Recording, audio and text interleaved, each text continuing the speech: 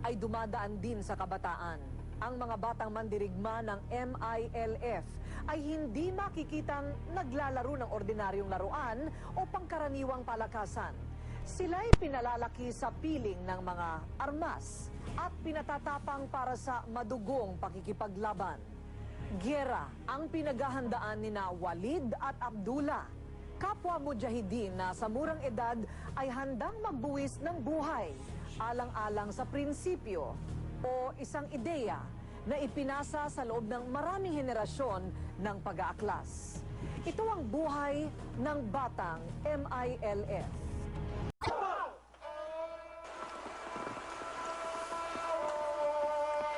Sa tagong bulubunduking ito ng Lanao del Sur, nakapwesto na ang 116th Base Command ng MILF.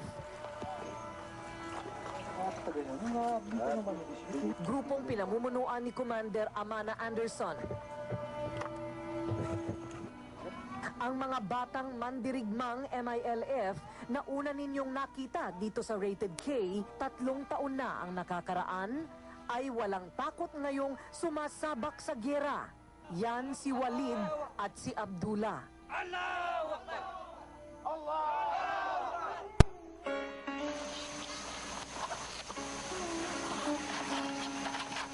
Sa unang pagbisita ng Rated,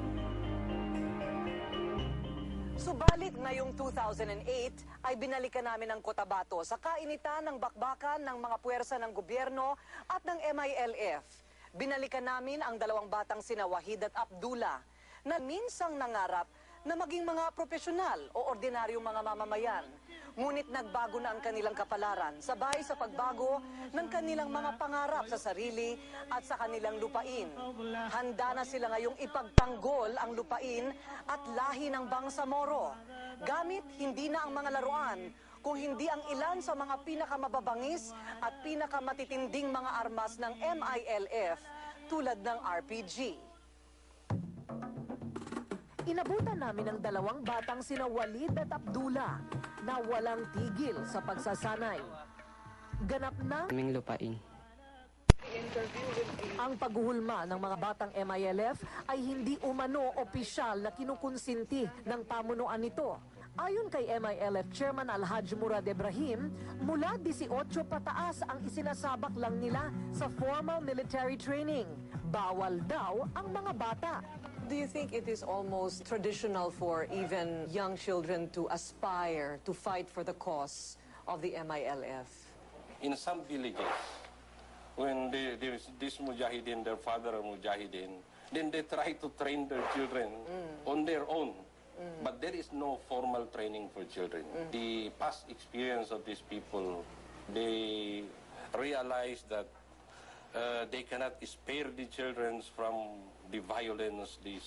So they initiate to train them in order to defend themselves. But we are very strict, and it is contained in our code of conduct in the military. We will not admit below 18 years old.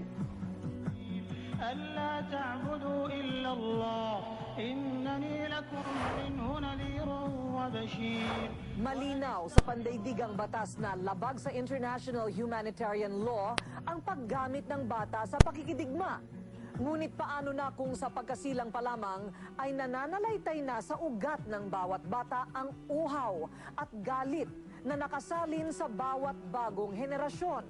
Ayon sa Coalition to Stop the Use of Child Soldiers, may 19 na bansa na kilala sa digmaan sa buong daigdig at sa paggamit ng child soldiers. At sa huling pagtala, kasama dito ang Pilipinas.